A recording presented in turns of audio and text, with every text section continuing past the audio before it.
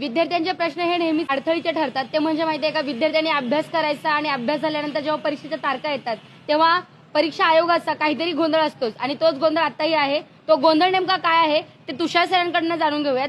Sir, पेपरबद्दल काय अडचण आहे, तुमचं काय म्हणणं आहे? सद्यस्थितीत राज्य परीक्षा परिषदेने जी अभियोग्यता व बुद्धिमत्ता चाचणी आयोजित केली आहे त्याच दरम्यान या परीक्षेचे आयोजन हे 24 मे ते 5 जून दरम्यान करण्यात आले आहे। परंतु या दरम्यान 27, 28, 29 या दिवशी महाराष्ट्र लोकसेवा आयोगाकडून राज्यसेवेचे आयोजन करण्यात आले। 1 जून रोजी MPSC कडून गट क या परीक्षेचे आयोजन करण्यात आले। तिसरी बाब, महाराष्ट्रातील अनेक विद्यापीठांचे अकॅडमिक शेड्यूल हे याच वीकमध्ये होत आहे आणि सोबत महाराष्ट्र यशवंतराव चव्हाण महाराष्ट्र मुक्त विद्यापीठाची परीक्षा ह्याही याच वीकमध्ये होत आहेत। अशा स्थितीत विद्यार्थी खूप मोठ्या प्रमाणावर संभ्रमात अडकले आहेत आणि ही बाब हेरून युवा विद्यार्थी असोसिएशनच्या वतीने आपण राज्यभर विविध जिल्हाधिकाऱ्यांना, परीक्षा परिषदेच्या आयुक्तांना, शिक्षण आयुक्तांना व शिक्षण मंत्र्यांना वारंवार मागणी केली आहे की संबंधित अभियोग्यता या चाचणीचे वेळापत्रक थोडेसे बदल करून संबंधित विद्यार्थ्यांना परीक्षेस बसण्याची मुभा देण्यात यावी व या परीक्षेपासून कुठलाही विद्यार्थी वंचित राहू नये यासाठी सर्व विद्यार्थ्यांच्या वतीने आक्रोश करण्यात येत आहे।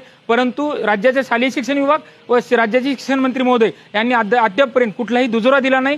3 वर्षानंतर जर एक्झाम काढत असाल आणि त्याला कालावधी किती देता तुम्ही? फक्त 30 दिवस